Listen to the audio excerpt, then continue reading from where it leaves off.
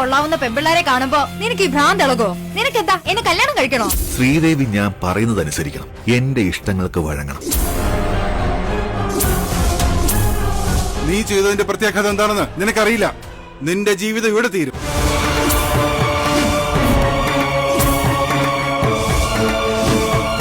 ഞാൻ ഇവിടെ ഉള്ളിടത്തോളം കാലം മറ്റൊരാൾക്കും ഇതിനൊന്നും അർഹതയില്ല.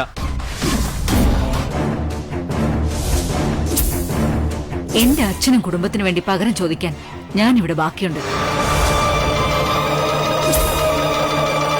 ഞാനിവിടെ വന്നത് ഒരേ ഒരു കാര്യത്തിനാ, വജ്രകാന്തം. നിങ്ങൾ ഉദ്ദേശിക്കുന്നതിലും കൂടുതൽ സമ്പത്ത് ഇവന്റെ കയ്യിലുണ്ട്. കണ്ടില്ലേ, ഗത മൂന്നാമത് മുങ്ങിയിരിക്കുന്നു.